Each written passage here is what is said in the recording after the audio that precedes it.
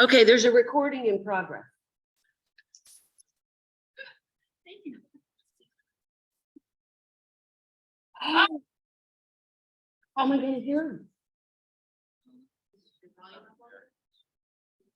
Oh, wait, yeah, what's that? My speaker's always loud. Can you put the microphone here? Okay. That might- Let me hit this button.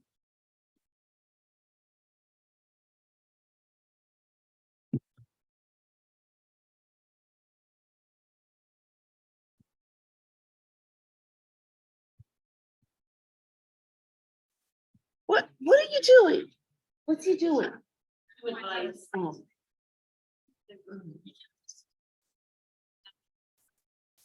It doesn't look bad. That's a good thing. He'll be up there. But when he talks through my computer, this will make him louder. So, Sean, if we're already hooked up with all of this, want to just go right through this thing right there? You would No, think. You would- but I-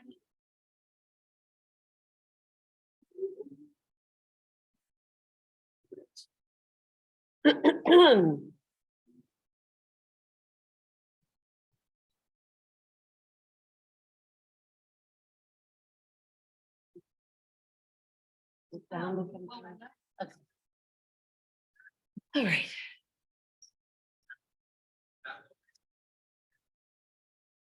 This microphone will be fine.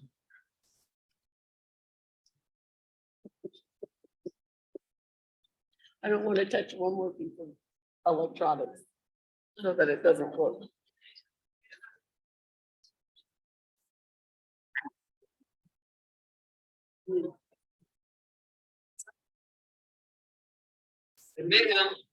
Waiting Oh, Admit. Oh, that's Aaron. Hi, Aaron. We're waiting still. You know, for those of you who maybe want to know, you know, Arissa. Yeah. hi, Aaron. Yes, you. We miss you. Can you talk and we can hear if you can talk? Yeah, I can talk. Can you hear me? Hello? So she can hear us, so that's good. Can you hear us? Yeah, we're good.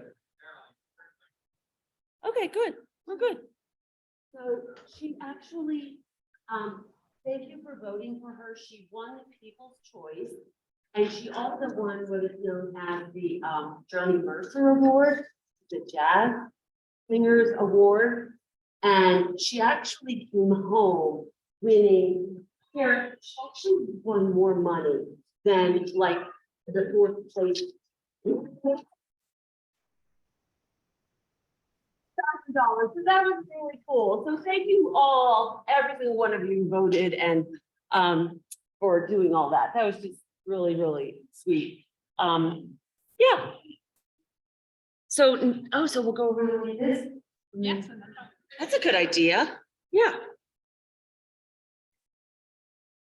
Now we just have to admit Mr. Stephen. Free admittance. When I saw Sarah, I was like, In person. Yeah, I might have been a little overboard and did some like auctions so that my girls could see her backstage. And, you know, we saw her, when she wanted to know how my mom. Right on. It was like, I was in a bidding war. Oh my gosh, that's so amazing. Almost had a heart attack. Stephen Schwartz.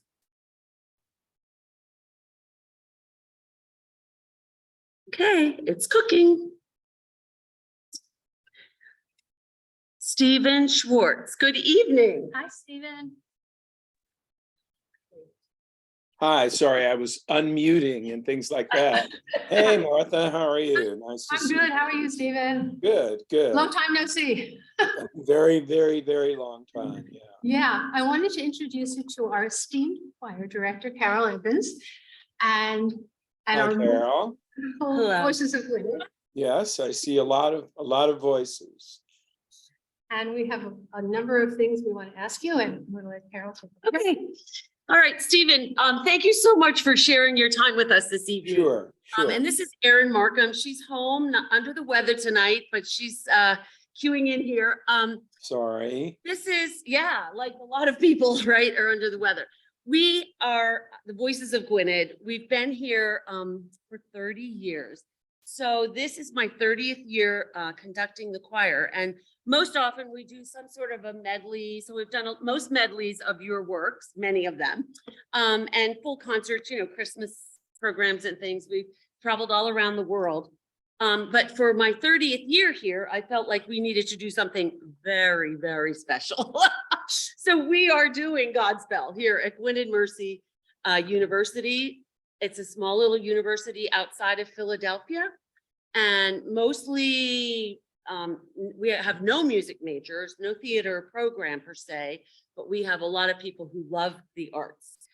So we're all here very, very excited, loving every minute of it, loving the music, and just thought, wow, this would be such a great opportunity to ask you some burning questions. So I don't know if you want to say anything before we get started. No, just saying hello. Happy to see everybody. Of course, happy that you're doing Godspell, and I hope you're enjoying the experience. Yeah, and I did see the questions that you had sent over. I don't know if we're going to stick to those or whatever, but I glanced through them and happy to talk about those things or anything else that you would like to know, or any of your choir members sitting out there would like to ask about. Thank you. Well, one of our first ones was more along the lines of, since you're the composer and lyricist, which comes first for you? Well, because I do both, when I'm just kind of working on a new project, it varies, frankly. It's the idea, trying to find the idea for the song and the title for the song, and then see what develops from there. Godspell was a special case, however, because it existed as a show when I first became involved with it. It had been done, it was the creation of its original conceiver and director, John Michael Teblak, and he had done a version of it at Carnegie Mellon University when he was a directing major there. And then it was picked up to do a short run at an off Broadway theater called the Cafe La Mama, and which is I guess it's still there, down around 2nd Avenue and 8th Street, I think, or 4th Street, somewhere down there in the East Village. And among the people who saw it when it was down there were the two gentlemen who eventually became the commercial producers, Edgar Lansbury and Joe Baru. And I had, prior to this, about 6 months before this, been brought to audition Pippin for Edgar and Joe, and had played them what there was of the score for Pippin then, and they didn't want to pursue that. But as I say, when they saw Godspell, they were looking for someone to turn it into a musical, because at the Cafe La Mama, it had a couple of songs based on Episcopal hymns that had been written by cast members, and I think there were a couple of interpolated songs from existing pop songs, etc. But it was definitely not a musical, and Edgar and Joe were looking to do that. So although they insist that they thought of me right away, I find that very difficult to believe. And I suspect that they basically went through everybody they knew in New York, and everybody turned them down. And then at the very last minute, they called me. They were like, "What about that kid with that show about Charlemagne?" And they called me because I went to see the last performance of Godspell at Cafe La Mama. Now, all this very long preamble is by way of saying that Therefore, most of the musical moments already existed in the show as Episcopal hymns. And they had been selected by John Michael, who had sort of dallied with the idea of becoming an Episcopal minister if he had not gone into theater. And so I sort of, therefore, a lot of the lyrics existed, which is why I was able to do it so quickly. And then, and in those cases, such as Save the People, Day by Day, Bless the Lord, All Good Gifts, Turn Back, O Man, We Beseech Thee, I may be missing one or two more. They existed as lyrics, and so I set those. I see. And then in terms of the other songs in that came into the show, in some cases it was a matter of musicalizing the passages from the Bible that already were there. For instance, Alas for You came right out of the passage in the passages in the Bible where Jesus is excoriating, I think, the money changers. Yes.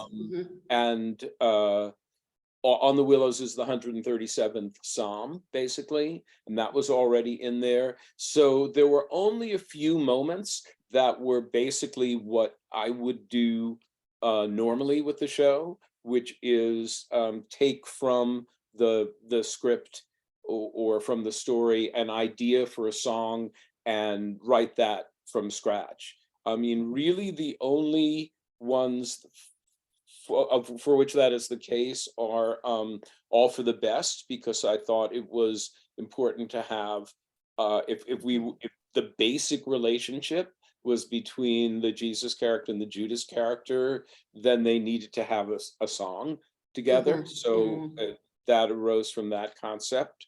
Learn Your Lessons Well was written for the one actor in the show, Gilmer McCormick, who hadn't gotten a song, a lead song Really? yet. And that got written very late to sort of fill a gap where it seemed like we were too far between songs. And then Beautiful City was written later, and now it's been interpolated into the show. Actually, that was my inspiration. Beautiful City. Oh, great. For doing, I mean, I love every other song, but just stunning. And that didn't happen until later, right? The 2012? Well, when Godspell was turned into a movie, the director wanted a new song, and I wrote a version of Beautiful City, which I didn't really like, to be honest. It replaced We Beseech Thee. And then many years later, after the Los Angeles riots, the South Central riots after the Rodney King beating, when there were benefits being organized in Los Angeles to raise money to help try to help rebuild South Central LA. And one of the benefit performances was to be, in fact, a concert of Godspell. And I rewrote Beautiful City for that. So that's why there's references to City of Angels in the song. Right. And then I really liked that version, so that came into the show.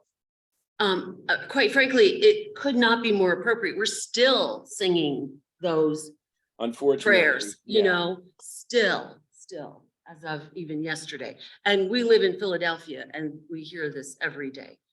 I wanted to ask you musically, do you do all your orchestrations, your own orchestrating? I mean, I have, when I wrote an opera a few years ago, and I did do those orchestrations because I feel like that sort of is part of the job description. But for shows, I do not. For very, very few show composers do their own orchestrations. Sometimes someone like Jason Robert Brown, or before him Leonard Bernstein, would kind of do some of them. But a show is being put together so quickly, it's hard to do both, frankly. In the case of Godspell, I wrote the whole score basically on piano, and then put together a band just a 4-man band of a keyboard, guitar, bass, and drums, and got together with the guys. And we just were at kind of like a pop band would. We worked out the arrangements together based on the keyboard part. Did you play for the show? I did not. No. No, okay. I played a couple of the songs on the record, but Okay, yeah. I got I found a friend of mine that I'd been working at RCA Records, and a young man named Stephen Reinhardt, who was looking to be a singer-songwriter, came in, and you had played for me, and I knew he was a very good keyboard player and sort of wrote in my style. He sort of understood the aesthetic, and so I invited him to be the musical director, and he played the show. Okay, so I'm gonna just ask you a couple of these questions, and then we'll see some other folks. But I'm really curious about who and what influenced you. Like when we do All for the Best, every time I think, oh, Gilbert and Sullivan, like a patter song, are there other composers, other works, other shows that influenced you? Sure. Well, I mean, All for the Best specifically is Irving Berlin. Okay. That was inspired by a famous song by Irving Berlin, which was in the show Call Me Madam, which is called You're Just in Love. And it has this kind of, and I remember hearing it as a kid because my parents had the album, and I just thought it was incredibly cool that he'd written these two melodies that when you hear them separately just sound like two separate songs, and then they go together. And that was a song for Ethel Merman and whoever was playing the love interest in Call Me Madam. And he sings a very sort of, I hear music and there's no one there, a very sort of pretty ballad. And then she has a very Merman-esque response. You don't need analyzing, it is not so surprising. And those two things went together, and I just loved that. Yeah, and so consequently, when I was trying to come up with something for Jesus and Judas, and I knew that essentially they would be two sides of an argument, but we wanted them to come together, I just basically stole the technique from Irving Berlin. For Godspell, the song, because I was writing the score so quickly, I only had 5 weeks between the time I saw the show at Cafe La Mama and the time we were supposed to go into rehearsal. Wow. So yeah, so it had to be done I would never have been able to do that if I'd had to write all those lyrics. It was because so many of the lyrics existed and just required being set. But I was basically being influenced and consciously thinking about various pop singer-songwriters and groups of the time that I responded to. So like We Beseech Thee is kind of Motown, and All Good Gifts is sort of James Taylor-y. Right. Yeah. Of course, Bless Can the hear Lord that. is like Laura Nyro, and a lot of the people, the pop singer-songwriters of the early 70s, late 60s that I had been listening to, I was influenced by. But going way back, which I became interested in musical theater basically when I first knew Martha, when I was a kid, and living in the neighborhood where Martha and I lived was a composer whose name was George Kleinsinger, and he had written a popular concept album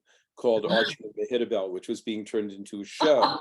And my parents took me to see that show, and it was because of George that I both started taking piano lessons and was interested in, from a very early age, in writing for musical theater. So I went to see a lot of musical theater. My parents were theater goers, and so they had a lot of cast albums, which I listened to, and then I would go to the library, which in those days we had libraries, and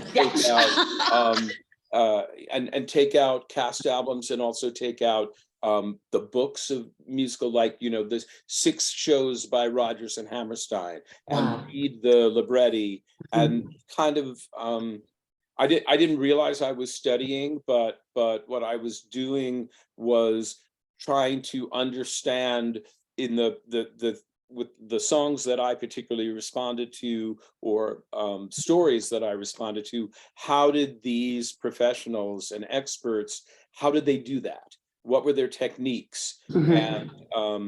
And trying to sort of absorb those. And, and of course, like I took piano lessons and theory and all that. But my influence in musical theater just had to do with listening, seeing shows and listening to, the people who were working at the time.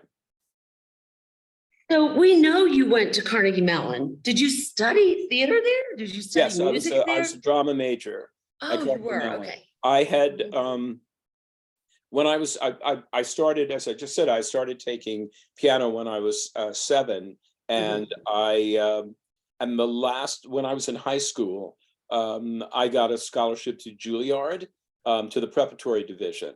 And so I used to go on Saturdays, take the train into New York City and go to Juilliard and study, as I said, piano, composition, theory, all that stuff, orchestration. And and so by the time I was ready to go to college, I felt I'd had quite a good deal of music, and I knew that I wanted to do musical theater. So I applied for a drama program.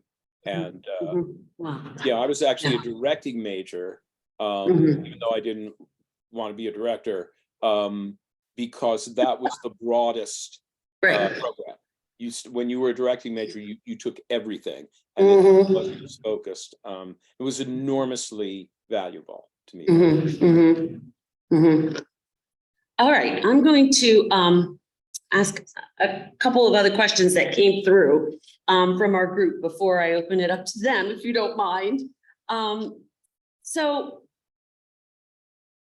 Jesus Christ Superstar, okay. Someone asked, that was in the 70s.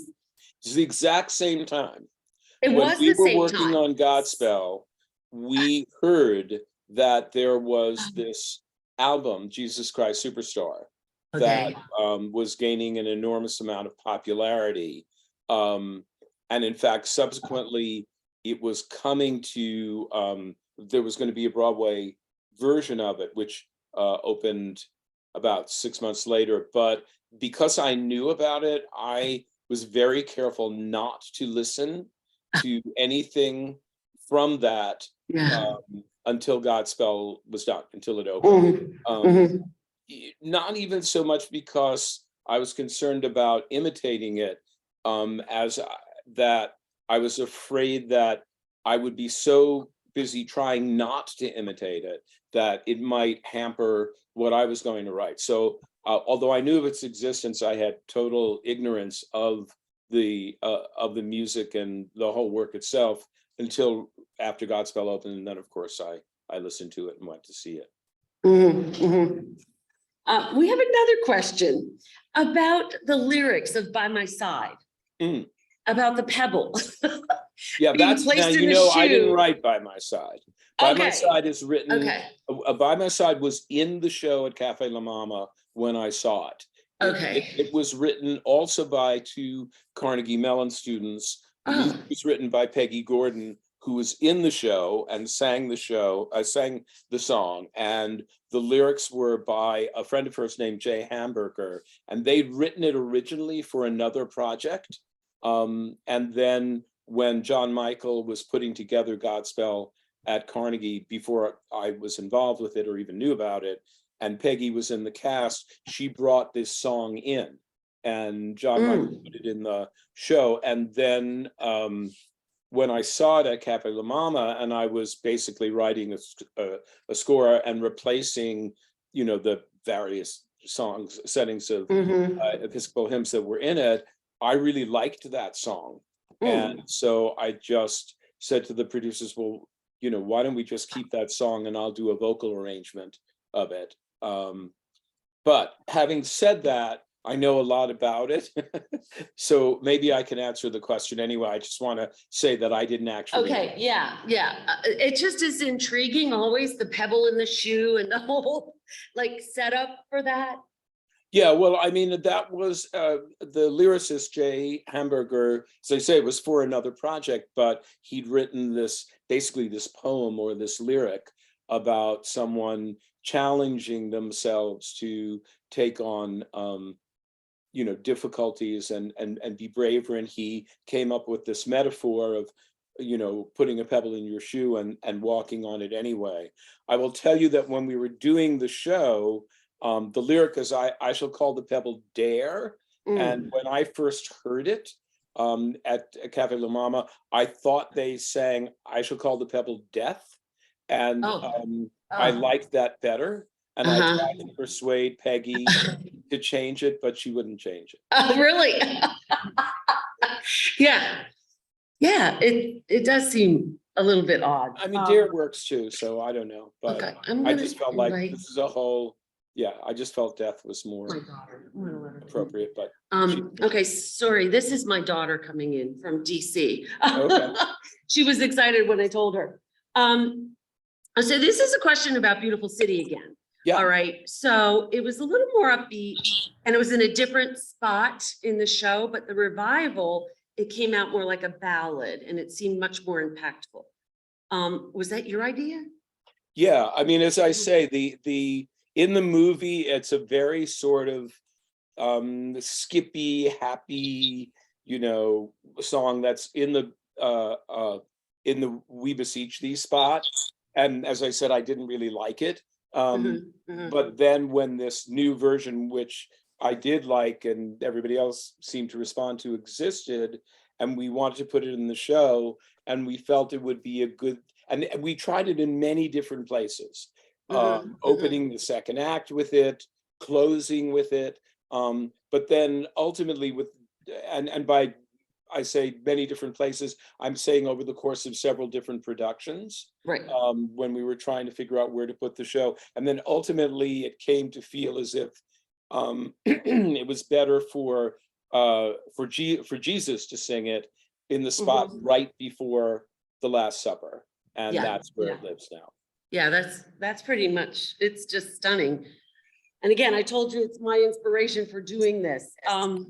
Speaking of productions, is there a production that you have ever sat back and just said, whoa, I love this production, or they did something really interesting or different, and have you ever produced it?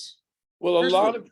I've seen a lot of productions. I imagine, yeah. And one of the things I like about Godspell is that it is so open to, it gets created anew every time by the director and the cast, and it's meant to be that way.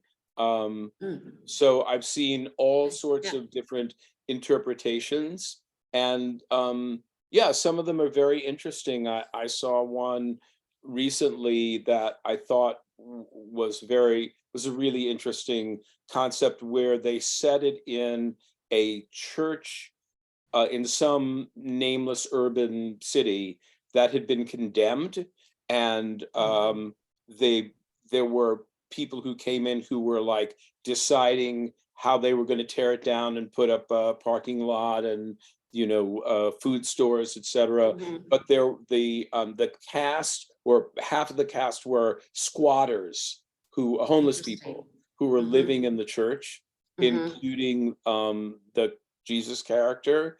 And so basically it began as a clash between them and these people who are coming in from the outside. And that I like that seemed really contemporary. And then there was just a production done in Spain, in Malaga, Spain, and the opening, they redid it was set in a sort of as if there were the Ukrainian war or some war going on right outside, and all these people are coming into this shelter to take refuge, but they're responding to and with my approval, they sort of redid Tower of Babel section. Oh, So that Wow. the statements people were making had to do with, not with philosophy, specific philosophers so much as their own responses to the violence that they were Right. fleeing. And yeah, so and I've just seen a lot of. I bet. Is there any production you'd absolutely hated?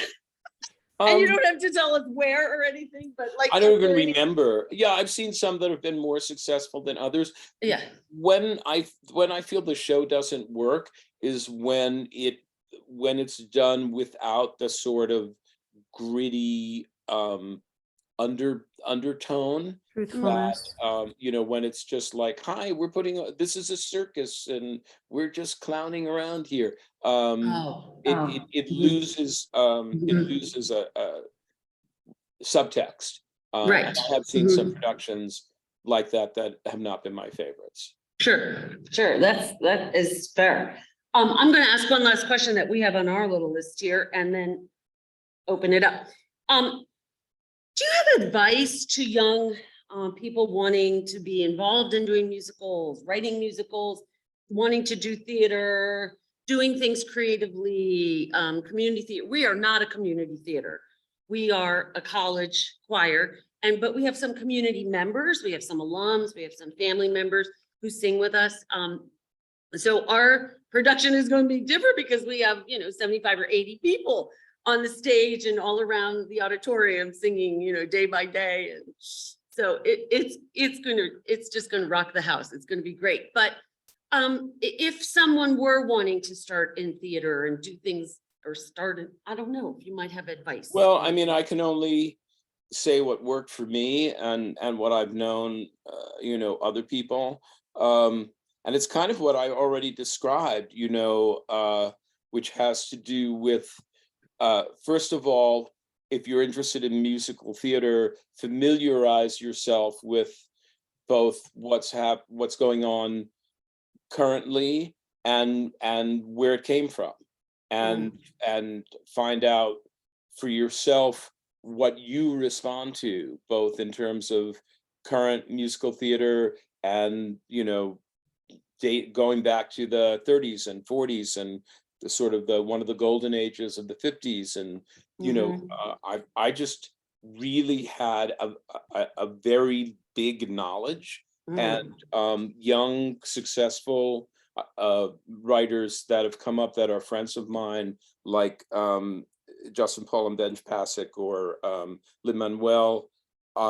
It's the same thing. They know so much. They are so well educated, if you will, in the history of musical theater. And then what they did was what I did, which is they wrote shows in college. Eventually that led to them getting opportunities. Actually, in the Heights, Lynn show, he actually started that one at Wesleyan.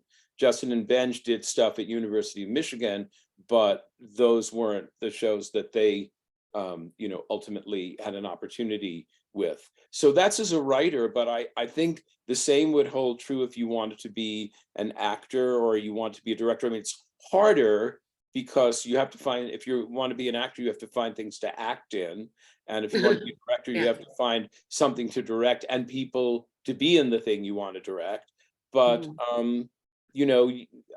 one of the things that was good about being at a college is that there were human resources. There were a lot of people there. Yes. Other people who shared the interest, and therefore you could get them together and do something. So, okay, I do have one more question.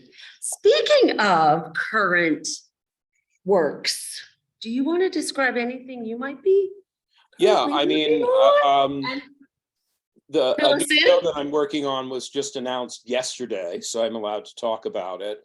Okay.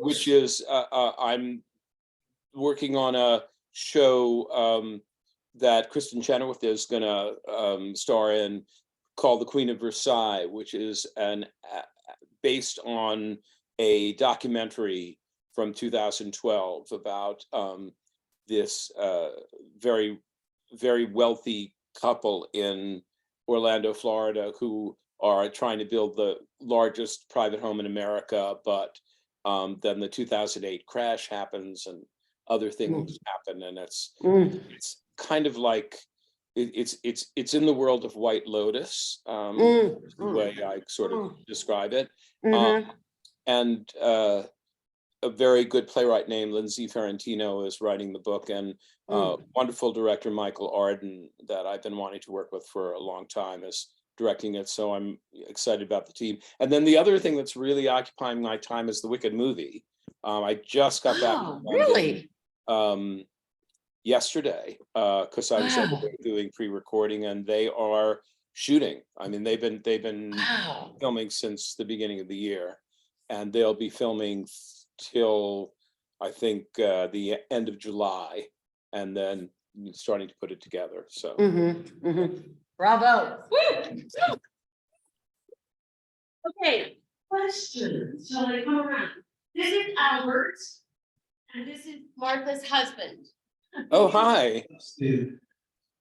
So, when you're composing a musical, well, gospel, probably had many songs that were already given.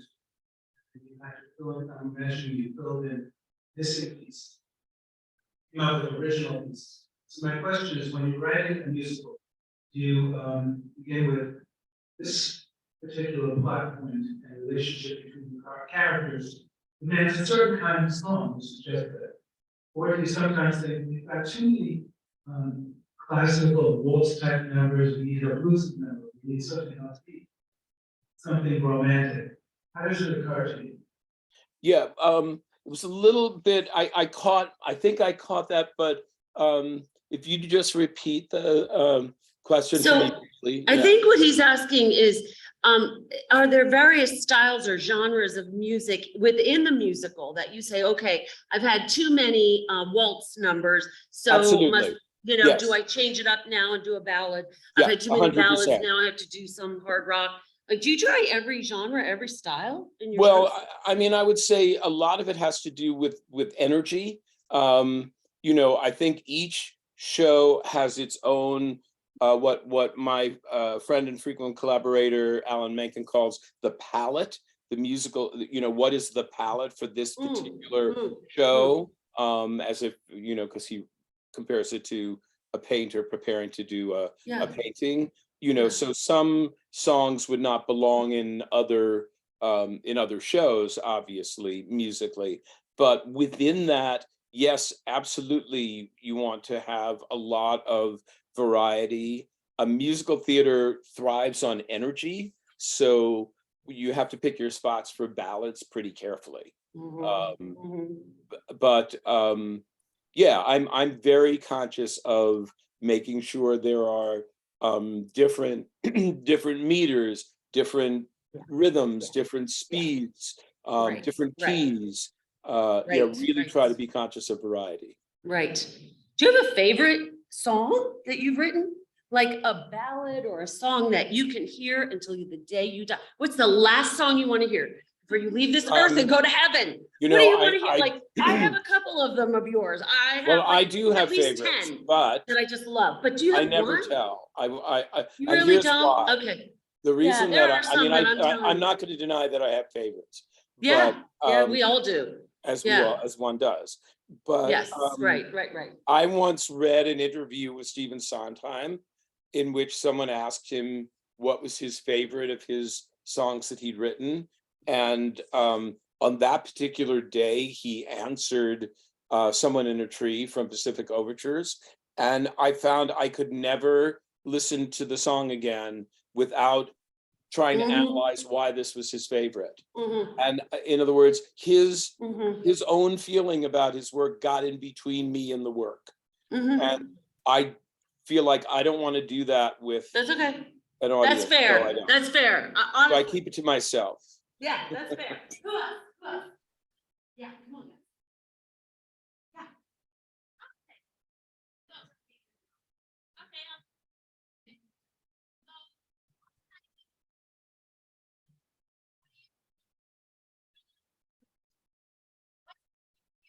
Yes. she wants to know what instrument, and I think you play piano and what else? I'm sorry, say that again? What instruments do you play? I'm basically a keyboard player. I used to be a pretty good guitar player, and studied classical guitar, etc. When I was basically around the Godspell time and before that. I haven't played the guitar in a long time because I don't need to anymore, and therefore I don't have the same strength in my left hand to make the, to do the barring, etc. But I know a lot about guitar. But that's it. I tried to play when I was at Juilliard. I tried flute and trumpet, etc. But I didn't really have either the affinity or the skill for it. So essentially, I'm a keyboard player. Okay, this is, whoops, the microphone went off. This is Martha. Hi, Stephen. Hi, this is a question that I always wanted to ask. I've watched videos of Rogers and Hammerstein talking about this, and it's about how do you decide what part of your play is going to be musical. What, maybe I said it wrong. Maybe that's wrong. Yeah. I mean, when you decide this part is going to be turned into a song. Yeah, that's instinct. And I generally make those decisions with my collaborators. When I start work on a new show, basically we all, whoever's, whether it's myself and a book writer, or myself and the book writer and the director, or the three of us and a producer, who's ever involved at the very beginning, we work out the structure. What's the story? What's the outline? I have a technique that I learned at Disney, basically, which has to do with storyboarding, with putting cards on a board, etc., and getting a picture of the basic structure of the show, and then identifying what parts of the story seem best told through music. Mhm. Mhm. Yeah. Yeah, So- yeah, that makes and great sense. I Yeah. will have an instinct for it, but so I guess in the end, I make those decisions, but they'll always be in consultation with my collaborators. Usually, a lot of times, in fact, I just did it on this most recent song I've done for Queen of Versailles. Once I know what structure, what place I'm going to be working on, I ask the book writer if he or she will just give me a bunch of stuff, write a monologue, write a bunch of thoughts down, just things to draw upon. And then I try to come up with a title. And sometimes I'll have choices of titles, and then I'll run them by my collaborators to see which ones they respond to. And we ultimately come to a decision, and then I feel like I'm already part way towards writing the song. I never would have thought that. I always thought a title would come last. That's interesting. Yeah. Well, so you come up with the title first. for me, a title is very, very helpful to know what the title of the song is, because it defines the structure of the song. Understand. Yeah, I understand. And sometimes I have to write a lot. Like, I remember I was working on a song for Pocahontas that actually didn't wind up in the movie, but it was sort of the love song between Pocahontas and John Smith, and I could not find the title. And finally, I wrote like a 4-page monologue, just rambling. And then I gave it to Alan Menken to read. And I was like, just circle any phrase that you like that speaks to you.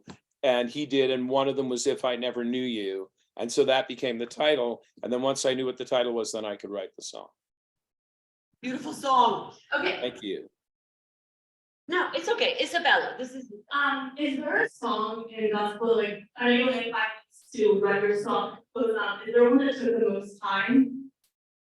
Did any of the songs in Godspell take longer to compose than others? I didn't really have any time. The truth is no, but that's because I had a deadline, and deadlines are your friends. because they force you to do work. But basically, I was knocking them out. I mean, obviously, All for the Best, because it's created from scratch and also the lyric is intricate, probably took a little bit longer, than just sitting down at the piano with the lyric in front of me, and figuring it out. And most of those songs, when it was like Day by Day or Bless the Lord or whatever, because the lyrics were there and I was just editing the lyrics, and those were written essentially in a day. All for the Best probably took maybe three days, 3 or 4 days. Amazing. Anybody else?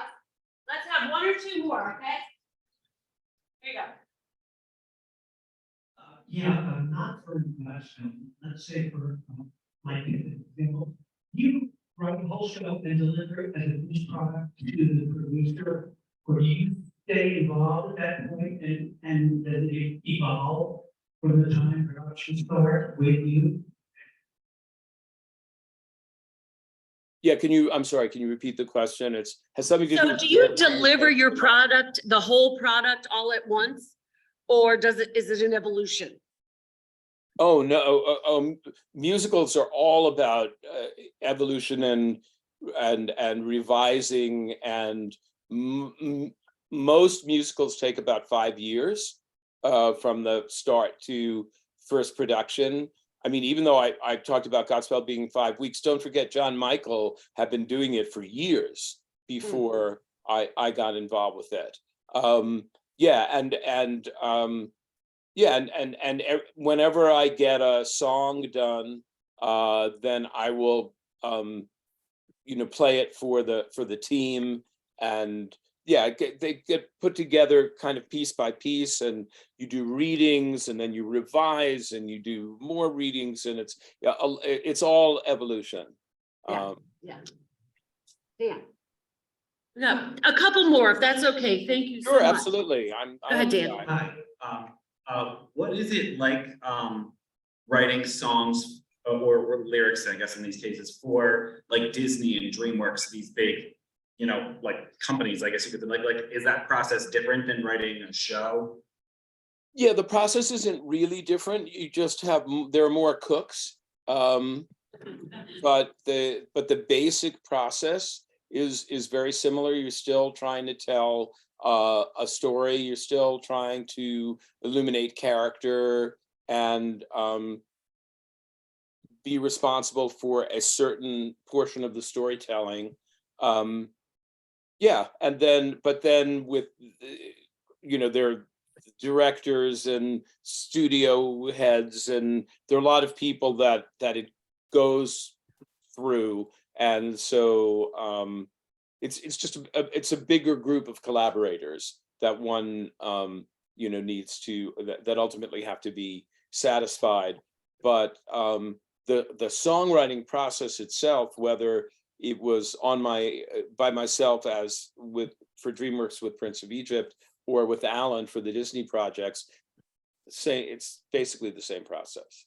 Mm-hmm. We know that you are a role model for all of us and for anyone in theater and people who love theater and who love music. Is there a role model, not necessarily in someone who influenced you, but a role model that you've looked up to? Sure. I think the closest I ever had to a mentor was Leonard Bernstein, when I worked with him when I was very young.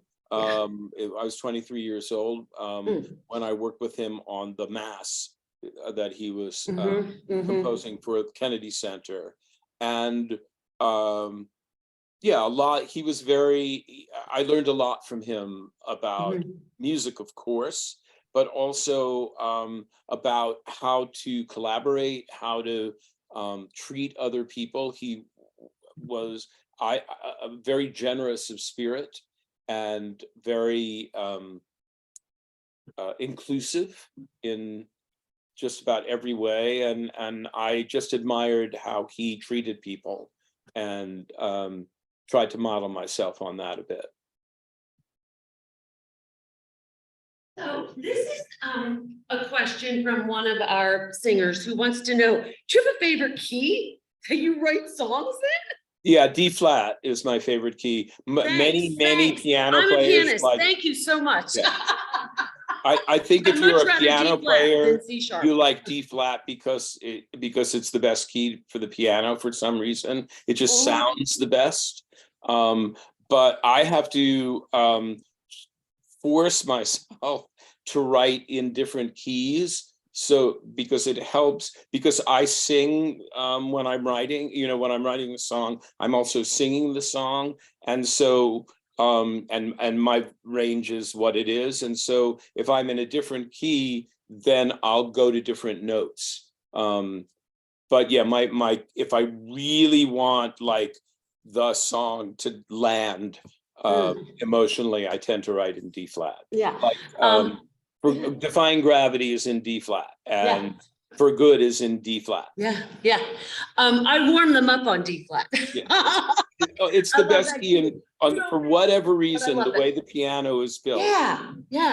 It is the best, the most resonant key on a modern piano. And it's good for their range, from soprano to bass. Almost everyone is able to start at that octave. Yeah. I think Mozart wrote in maybe E flat. I think it's E flat that almost all of Mozart's.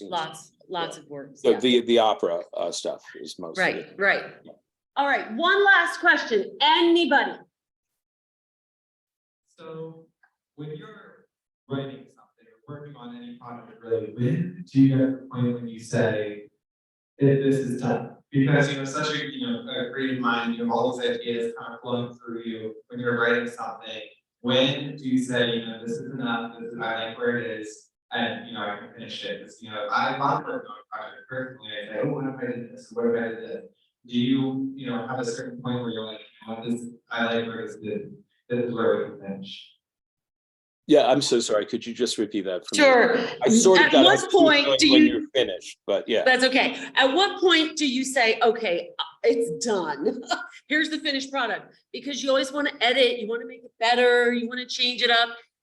Is there, I know you have deadlines, but is there a certain point in your mind too that you just say, yeah, done?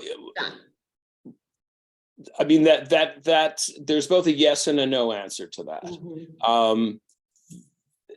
I think, again, through instinct, I know when on a particular song, okay, that's done. That's there.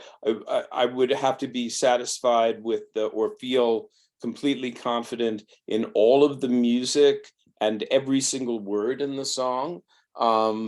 That almost never happens, however, and therefore it's always up for grabs. Somebody, maybe it was Sondheim or Oscar, I don't know. Someone once said that musicals are never really finished; they're merely abandoned. And to some extent, that is true. Like you just keep going until you hit your deadline, and then you have to open. But then if you come back to the show because there's a London production or there's a revival, then you get to try and, I mean, nothing is perfect, even My Fair Lady is not, it's almost perfect, but it's not. But there's always, you could always do something better, but sometimes you just run out of time or you run out of inspiration, so you do the best you can.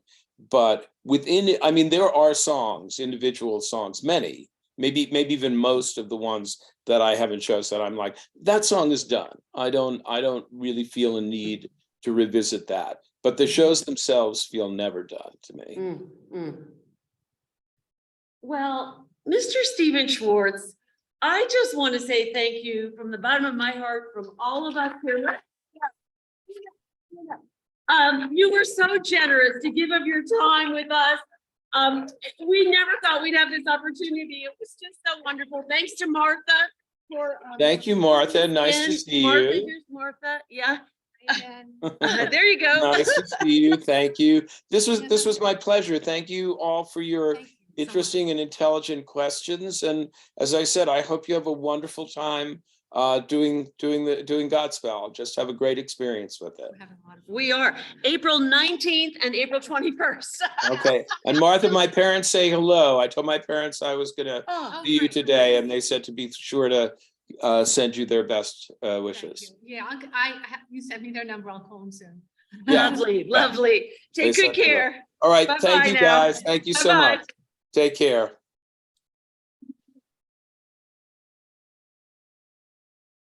Whoa.